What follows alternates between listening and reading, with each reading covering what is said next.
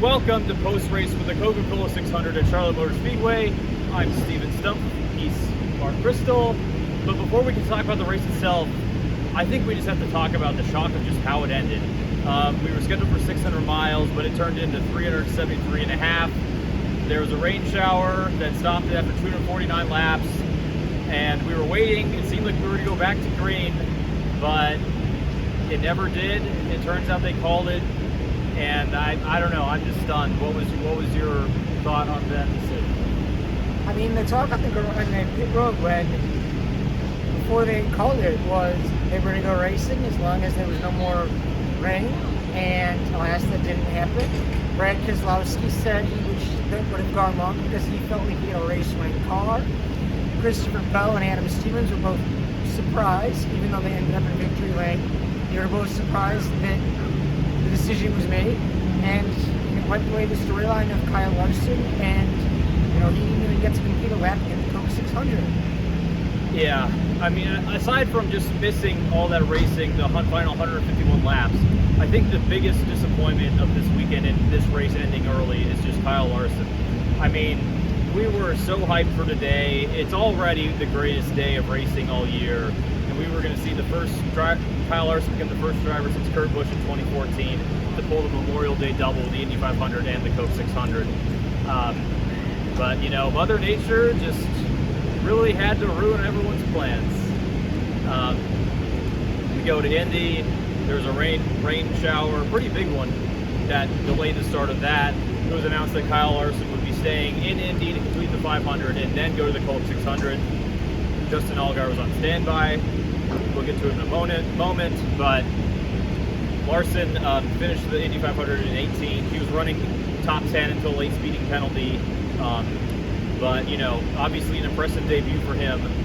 And then meanwhile, by the time that race ended, it was around to lap 115 in the Coke 600. So then he made the trip to Charlotte, but as he made his way to the track and made it onto pit road and was ready to swap out Justin Allgaier, the caution came out for rain, weather, and it's the one that ended the race.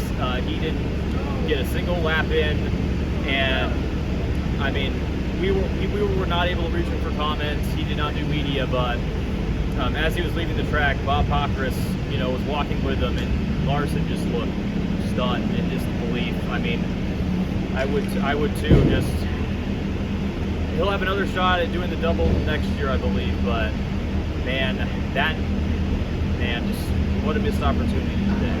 But and the good news for that camp is that Justin Allgaier was in his place. He started in the back 38. It was rocky at first, but he slowly improved the car, and he made his way all the way up to 13th. An impressive run, for basically almost going in blind. Don't you think? Yeah, in practice yesterday, that was Larson. He said that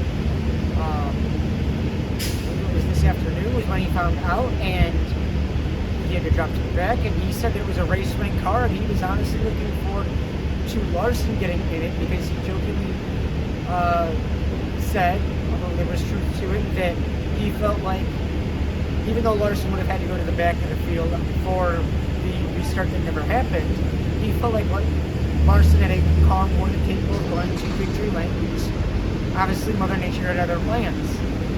Yeah. I think Justin himself is just as disappointed that Kyle did not get to complete any laps.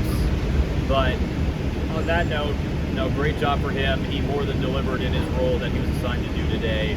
Made it up to 13th, and considering that he made one start with Hendrick in 2020 at the Brickyard 400 when Jimmy Johnson was sidelined with COVID, that one ended after a huge crash on pit lane in lap 17. So nice bit of redemption for him today and being able to run a full complete cup race for the team. But while there's just so much disappointed about how this one ended, I guess the one bright side is that of the laps we did get to run, they were pretty incredible. Yeah, the comers and goers, Ty Gibbs led early on.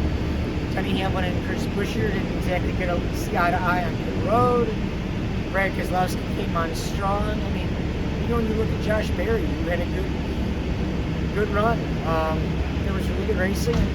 The next gen delivered on the intermediate once again. Yes. It was Christopher Bell that won. He led 90 laps. They'll score 67 points, a much-needed win for them.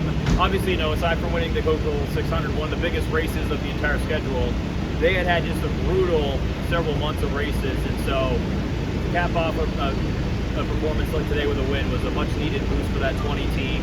Brad Keselowski made it from 30th to 2nd. He was, he might have had a chance with Bell. It had it gone longer, but obviously he was very disappointed that it got called when it did. You had to see Brad in the media center post-race. What do you have to say? Yeah, he felt like he had a longer run car. Short runs, he said they were not that good.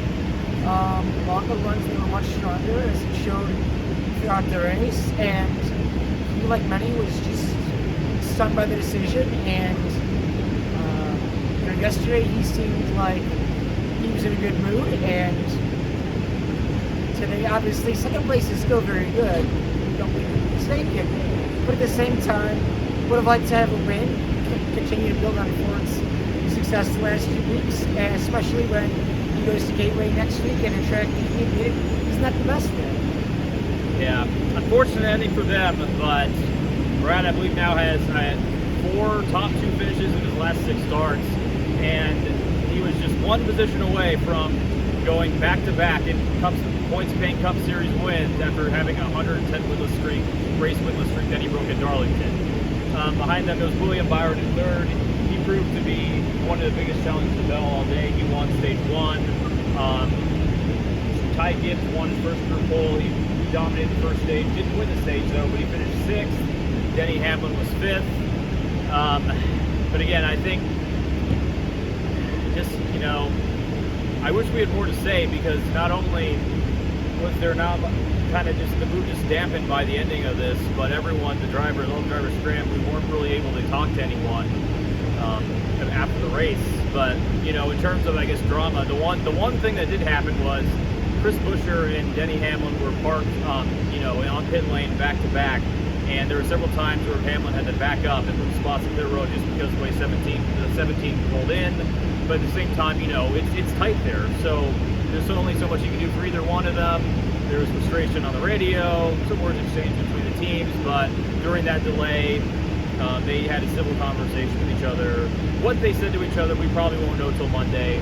But again, I really wish we just had more to talk about today, and just say how fun this was going to be and how historic of a day it was going to be. But Mother Nature won. Christopher Bell won the race, but so did Mother Nature, and that's just the way it goes sometimes. But we'll be back next week. We'll be at Gateway for Cups and Trucks. We'll be at Xfinity in Portland for the standalone there. We'll have a bunch of action there. We're excited to bring it to you. But until next time, I'm Stephen Stump. He's Mark Bristol, and good night from Charlotte.